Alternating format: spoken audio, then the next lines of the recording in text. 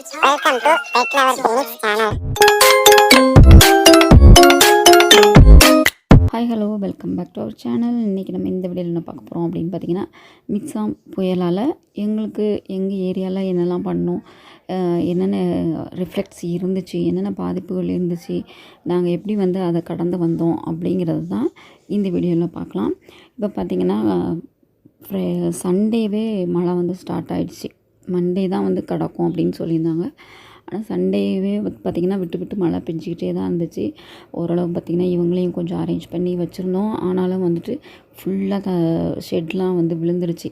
Maximum பார்த்திங்கன்னா இவங்க எல்லாமே இந்த சேரு எல்லாம் உட்காந்து நம்ம போய் மேலே ஏதாவது பண்ணலாம் அப்படின்னாலும் காற்று வந்து பயங்கர காற்று. அதனால் பயமாக வேற இருக்குது. மேலே நம்ம ஒரு அம்பர்லா எடுத்துகிட்டு போனால் கூட அம்பர்லாவையும் சேர்த்து நம்மளையும் சேர்த்து தூக்கிட்டு போயிடும் போல்.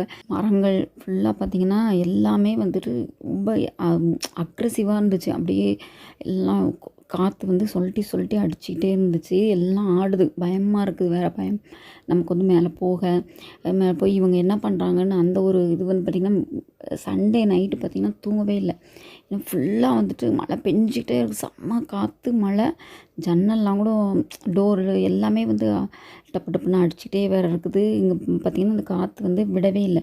ஃபுல்லாக நம்ம மேலே போயிட்டு மண்டே மார்னிங் போய் பார்க்கும்போது பார்த்திங்கன்னா இந்த மாதிரி ஃபுல்லாகவே எல்லாம் விழுந்து கிடந்துச்சு. வாட்டர் டேங்க் மூடியவே காணோம். மூடி எங்கேயோ போயிடுச்சு. இந்த மாதிரி நிறையா எல்லாமே ஷெட்டு வந்து விழுந்து போச்சு. இவங்க பார்த்திங்கன்னா அங்கங்கே எங்கேயோ ஒரு ஓரமாக நின்றுருக்காங்க. எல்லாமே சேஃபாக வந்து ஷீட்டு கீழே வந்து நின்றுருந்தாங்க. கீழே அடுக்கி வச்ச ஷீட்டு கீழே நின்றுருந்தாங்க. இங்கே வந்து இடமே இல்லை. ஃபுல்லாக பார்த்திங்கன்னா தண்ணி வந்து எல்லா வீட்லேயும் சூழ்ந்து கிடக்கு. ஏன்னா தண்ணி வந்து எல்லா ஏரியாவிலேருந்து எங்களுக்கு தான் வரும் லாஸ்ட்டாக. இங்கே வந்து என்ன ஆகிட்டுனா இப்போ அடுத்தடுத்து வீடு கட்டினால அவங்க பிளாக் பண்ணிட்டாங்க. அந்த வழியெல்லாம் தண்ணி போக வழியெல்லாம் பிளாக் பண்ணதால என்ன ஆகிடுச்சு, போக வழி இல்லாமல் இங்கேயே ஸ்டோரேஜ் ஆகி வீட்டுக்குள்ளே வர ஆரம்பிச்சிட்டு லாஸ்ட்டு எண்டு வந்து எங்களுக்கு இறக்கும். இப்போ இங்கே தான் வரும். இங்கே வந்து அடுத்தது பாஸ் ஆகி போகக்கூடிய வழி இல்லாதனால என்ன ஆகிட்டு ஃபுல்லாக பார்த்திங்கன்னா ஸ்டோரேஜ் ஆகிடுச்சு. தண்ணியெல்லாம் இங்கேயே தான் வந்துக்கிட்டே இருக்குது. வீட்டில் வந்து தண்ணி படிக்கட்டு வரைக்கும் ஏறிடுச்சுங்க. தண்ணி பார்த்திங்கன்னா அப்படி வந்து ஒரு ஸ்பீடாக வந்துகிட்டே இருந்துச்சு. மழை வேறு வந்துட்டு கரண்ட் வந்து சண்டேவே போயிடுச்சு. சண்டேலேருந்து கரண்ட் இல்லை. அடுத்து பார்த்திங்கன்னா மண்டே அப்போது கரண்ட் போனதுக்கப்புறம் வைஃபையும் போயிடுச்சு. அப்புறம் மண்டே பார்த்திங்கன்னா ஃபுல்லாக மண்டே 11க்கு அப்புறம் வந்து சுத்தமாக டவர் போயிடுச்சு. ஃபோனில் டவரும் இல்லை. ஒன்லி வந்து கரண்ட்டு கிடையாது, ஃபோன் கிடையாது, டிவி கிடையாது. எதுவுமே இல்லாமல் என்ன நடக்கு வெளி உலகத்தில் அப்படிங்கிறது எங்களுக்கு தெரியல. சும்மா ஜஸ்ட்டு நாங்கள் போயிட்டு மழை எப்படி பெய்யுது, குறையுதா இப்படியே வந்து பார்த்துட்டு தண்ணி குறையுதா இதே தான் பார்த்துக்கிட்டு இருந்தோம். அடுத்து பார்த்திங்கன்னா நம்ம சமைக்கிறதுக்கு பிரச்சனை கிடையாது. கடையில் வந்து எல்லாமே கிடச்சிது.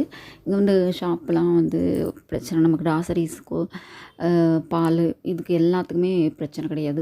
ஃபுட்டு பொறுத்தளவுக்கு போய் மழை கொஞ்சம் நேரம் நிற்கும்போது போய் வந்து எல்லாம் வாங்கிட்டோம். ஆனால் என்ன கரண்ட்டு மெயினாக இல்லை, டவர் இல்லை. அது ரொம்ப யாரையும் காண்டாக்ட் பண்ண முடியல. ரொம்ப கஷ்டமாக இருந்துச்சு. அந்த உலகத்துக்கு முன்னால் இருந்த வரதா புயல்லையும் இதே மாதிரி தான் நடந்துச்சு. அந்த டைம் எப்படி இருந்துச்சோ அதே மாதிரி வந்து ஒரு சுச்சுவேஷன். ஆனால் இப்போ என்னென்னா ரொம்ப நாள் அப்போ 2 டேஸில் எங்களுக்கு எல்லாமே கிடச்சிருச்சு ரிட்டன். பார்த்திங்கன்னா 4 டேஸ் கிட்ட ஆயிடுச்சு. கரண்ட்டு வரதுக்குமே 4 டேஸ் ஆகிடுச்சு. இப்போ சமைக்கிறது அண்டு ஏதாவது ஒரு என்னதோ ஒரு ஒர்க் பண்ணணும் அப்படின்னாலுமே கரண்ட் இல்லை. கரண்ட்டும் இல்லை, சிக்னலும் இல்லையா. யார் இப்போ ஒரு ரிலேட்டிவ்ஸ் அங்கே ஊர்லேருந்து கால் பண்ணுவாங்க. அப்போ வந்து நம்மளுக்கு கன்வே பண்ண முடியல, அவங்களோட கம்யூனிகேட் பண்ண முடியல. நாங்கள் சேஃபாக தான் இருக்கோம் அப்படின்னு சொல்லக்கூட வந்து எங்களால் அதை வந்து தெரிஞ்சுக்க முடியாது. அவங்க வந்து நியூஸ் பார்த்துருப்பாங்க, இந்த மாதிரி மழை பெய்யுது தண்ணி இருக்குது அப்படின்ட்டு. ஆனால் நமக்கு தெரியாதுல்ல. இங்கே வந்து கம்யூனிகேட் நாங்கள் சேஃபாக தான் இருக்கிறோம், இங்கே எந்த பிரச்சனையும் இல்லை அப்படின்னு சொல்கிறது கூட இங்கே வந்துட்டு நம்ம கம்யூனிகேட் அவங்கள்ட்ட ஸ்ட்ரைட்டாக சொல்ல முடியலை. இப்போ சார்ஜும் போயிடுச்சு. இப்போ பார்த்திங்கன்னா ஒன்லி மொபைல் மட்டும்தான். மொபைலு ஒரு டார்ச்சு இதை வச்சுட்டு தான் நாங்கள் பார்த்திங்கன்னா எல்லா வேலையுமே பார்த்தோம். எங்கள் வீட்டில் யூபிஎஸ் இருந்தனால ஓரளவு வந்து கொஞ்சம் மேனேஜ் பண்ணிக்கிட்டோம். சார்ஜ்லாம் போட்டு எல்லாருக்கும் பக்கத்து வீட்டுக்காரங்க சார்ஜ் போட்டுட்டு அப்புறம் தான் வந்துட்டு மண்டே ஈவினிங் தான் ஒரு ஐடியா சரி எஃப்எம்மாவது கேட்கலாம். அப்பாவது என்ன நடக்குது வெளியில் அப்படிங்கிறது தெரியும் அப்படின்னு சொல்லிட்டு எஃப்எம் தான் போட்டு ஃபுல்லாக வந்து 2-3 டேஸ் வந்து எஃப்எம்லே தான் போயிட்டு இருந்துச்சு. வேறு ஆப்ஷனே இல்லை. என்ன பண்ணுறது, என்ன நடக்குது, அது என்ன நம்மளுக்கு கம்யூனிகேட் பண்ணுறாங்க, எவ்வளோ சேதம் அடைஞ்சிருக்கு எதுவுமே எங்களுக்கு தெரியல. அடுத்து பார்த்திங்க அப்படின்னா இவ்வளோ பாருங்கள் தண்ணி வீட்டுக்குள்ளே வந்துட்டு எல்லா மரம் வேலி எல்லாத்தையுமே சாய்ச்சி போட்டுட்டு வாழை மரம் ஃபுல்லாக சாய்ஞ்சி அவ்வளோ தண்ணிங்க எல்லார் வீட்டுக்குள்ளேயும் பார்த்திங்கன்னா இது வந்து ரொம்ப அதிகமான மழை பெஞ்சுதா எப்படின்னு தெரியல. வரதா புயலில் கூட நமக்கு தண்ணி இவ்வளோ வரல. இல்லை மரம்லாம் நிறையா சாஞ்சுது. ஆனால் இதில் பார்த்திங்கன்னா தண்ணி நிறையா வந்து எல்லா இடத்துலையுமே பார்த்திங்கன்னா ரொம்ப அளவுக்கு அதிகமாக தண்ணி வந்து இன்னுமே ஃப்ளோ ஆகலை. இன்னும் வந்து எங்களுக்கு போய்கிட்டே தான் இருக்குது, ரன்னிங்காக தான் இருக்குது. 4 டேஸ் ஆகி முடிஞ்சிட்டு ஒரு 5 டேஸ் முடிஞ்சிருச்சு. ஆனாலுமே இன்னும் வந்து தண்ணி பார்த்திங்கன்னா ஃப்ளோ ஆகிட்டே தான் இருக்குது, இன்னும் வந்துக்கிட்டே தான் இருக்குது, வடிஞ்சிக்கிட்டே தான் இருக்குது. இன்னும் நல்லா வெயில் அடித்து இன்னும் இந்த தண்ணியெல்லாம் அவ்வளோ தூரம் பார்த்திங்கன்னா குடிக்க வேறு தண்ணி இல்லை. இப்போது நம்ம வீட்டில் வச்சுருந்தது கொஞ்சம் வந்து நாங்கள் என்ன பண்ணோம், மழை தண்ணியவே நாங்கள் ஸ்டோர் பண்ணி வச்சுக்கிட்டோம். இப்போ புழங்குறதுக்கு தண்ணி வேணும், நம்ம யூஸ் பண்ணுறதுக்கு தண்ணி வேணும், கரண்ட்டு கிடையாது. அப்போ வந்து கொஞ்சம் வந்து ஜென்ரேட்டர் எடுத்துகிட்டு வந்து கார்ப்பரேஷன்லேருந்தே போட்டு கொடுத்தாங்க. அண்டு குடிக்கிறதுக்கு பார்த்திங்கன்னா நம்ம அதிலே எடுத்து ஃபில்ட்ரு பண்ணி வச்சுக்கிட்டோம். சமைக்கிறதுக்கு இதுக்கு எல்லாத்துக்குமே அந்த தண்ணியவே யூஸ் பண்ணிக்கிட்டோம். மழை தண்ணியை வந்து வாஷ் பண்ணுறதுக்கு மற்ற யூசேஜஸ்க்கு பாத்திரம் கழுவுறதுக்கு இதுக்கெல்லாம் யூஸ் பண்ணிக்கிட்டோம். பார்த்திங்கன்னா இந்த மாதிரி வந்து எல்லா மரமும் இது பண்ணி எல்லார் வீட்டுக்குள்ளேயும் இப்படி தண்ணி நிற்கிது. அடுத்து பார்த்திங்கன்னா கொஞ்சம் வந்து கம்மியாகிடுச்சு. இப்போ தண்ணி நம்ம வீட்டுக்குள்ளே வந்துட்டு இறங்கிடுச்சு. இதில் வந்து பார்த்திங்கன்னா இப்போ பால் வந்து ஒரு நாள் மட்டும் ஈவினிங் மட்டும் ஒரு நாள் கிடைக்கல.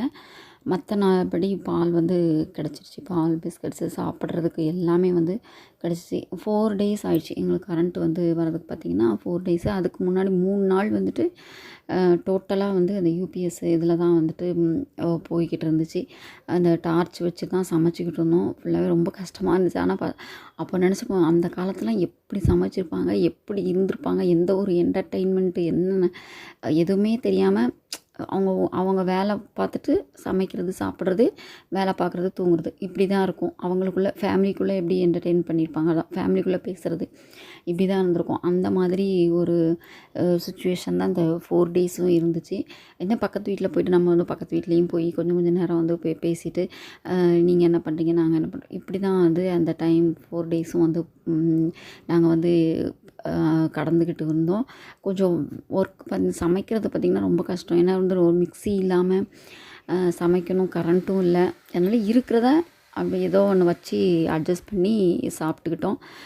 ஆனால் ஸ்நாக்ஸு இதுக்கெலாம் வந்துட்டு நம்ம பிஸ்கட்ஸு அந்த மாதிரி வாங்கி சாப்பிட்டோம். ரொம்ப கஷ்டமாக இருந்துச்சு அந்த இதெல்லாம் பார்க்கும்போது. இவங்களுக்கு வந்து இலை வந்து ஏற்கனவே வாங்கி வச்சுருந்தோம். ஒரு மூட்டை இருந்துச்சு, வாழை இலை இருந்துச்சு. அதனால் இவங்களுக்கு இருந்துச்சு. இவங்களுக்கு தேனை, லவ் பேர்ட்ஸ்க்கு, பன்னீஸ்க்கு பார்த்திங்கன்னா ஃபுல்லாகவே வாழை இலையும் கோஸ் இலையும் இருந்துச்சு. அதை வச்சு அட்ஜஸ்ட் பண்ணிவிட்டோம். கோழிங்களும் வந்து வெளியே போகலை. மழை ஃபுல்லாக தண்ணி இருக்கிறதுனால தண்ணியில் அடிச்சுட்டு போயிடுவாங்க. அதனால் நம்ம கோழியை வந்து மேலே வச்சுக்கிட்டோம். இலை அரிசியும் கம்பு மட்டும் அங்கேயே போட்டுக்கிட்டோம். அதனால் அவங்களுமே வந்து சேஃப் தான், அவங்களுக்கு எந்த பிரச்சனையும் இல்லை. ஆனால் லவ் பேர்ட்ஸில் ஒன்றும் நம்ம குட்டி பன்னி இருந்தாங்கள்ல, அவங்க 2 பேருமே இந்த கிளைமேட் வந்து தாங்க முடியல. அவங்க 2 பேருமே செத்து போயிட்டாங்க. நல்லா தான் இருந்தாங்க. மழை முடிஞ்ச பிறகு தான் அவங்க 2 பேருமே சிக்கானாங்க. மழை வெயில் இது அடித்து நல்லா வெயில் அடிக்கும் போதெல்லாம் நல்லா தான் இருந்துச்சு. ஆனால் நைட்டு பார்த்தா இறந்துருந்துச்சு. எப்படி அதுக்கு உள்ளேயே சிக்காயிடுச்சா எப்படின்னு தெரியல. வாழை இலையும் நம்மளுக்கு கோஸ் இலையும் அப்போ வந்து எக்ஸ்ட்ரா எடுத்து வச்சுருந்தோம். அதனால் அதை வச்சு கொஞ்சம் வந்து மேனேஜ் பண்ணி அந்த 3 டேஸும் வந்து அதுங்களை பார்த்துக்கிட்டோம். இதுக்குள்ளே தான் இந்த எலி இப்போ அங்கங்கே இருக்குது பாருங்கள், இந்த மாதிரி இடத்துல தான் அவங்க வந்து சேஃபாக இருந்துக்கிட்டாங்க. இந்த கீழே ப்ளூ கலர் ஷீட் இருக்குல்ல, அதுக்கு கீழே பார்த்திங்கன்னா கம்ஃபர்ட்டாக அது உள்ளே வந்து இருந்துக்கிட்டாங்க. மழை தண்ணி அவ்வளோ வந்து அங்கே வராது. அதனால் அங்கே இருந்தாங்க. அதில் பார்த்திங்கன்னா எலியும் நிறையவே இருக்குது. இந்த மாதிரி தான் வந்துட்டு இந்த மிக்ஸாம் புயலை வந்து நாங்கள் சமாளித்தோம். இதில் பார்த்திங்கன்னா 3 தான் இருக்குது. அதில் ஒன்று வந்து ஒரு எல்லோ வந்து இறந்துட்டாங்க. நல்லா தான் இருந்துச்சு. அதான் வந்து ஃபீமேலு, அது இதாகிடுச்சு. நம்ம ஃபிஞ்சஸ் ஆஸ் யூஷுவல் நம்மளோட 3 ஃபிஞ்சஸும் வந்து ஆக்டிவாகவே இருக்காங்க. மற்றபடி பார்த்திங்கன்னா தண்ணி வந்து மேலே மாடியில் வந்து ஃபுல்லாக தேங்கிடுது. அதுக்கு வந்து நம்ம எல்லாம் வந்து பண்ணி கீழே வந்து இறங்குற மாதிரி பைப் செட் பண்ணி வச்சுருக்கோம், கொஞ்சம் உடச்சலாம் விட்டு. அதனால் இப்போ மேக்ஸிமம் வந்துட்டு மேலே மாடியில் வந்து ரொம்ப தண்ணி தேங்குறது இல்லை. அப்படி தேங்கினாலுமே நம்ம போயிட்டு என்ன பண்ணணும்னா ஃபுல்லாக பெருக்கி விடணும். இல்லைன்னா அங்கங்கே வந்து அந்த தண்ணி வந்து ஃப்ளோ ஆகி அப்படியே தான் நிற்கும்.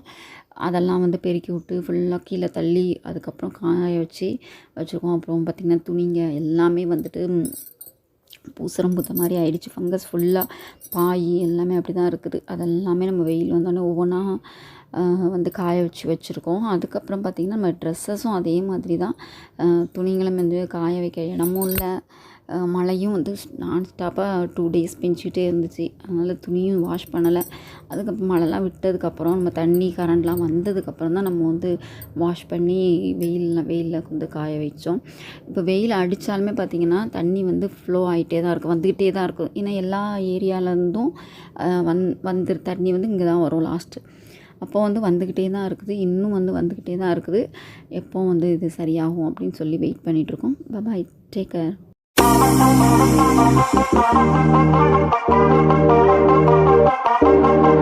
Thank you.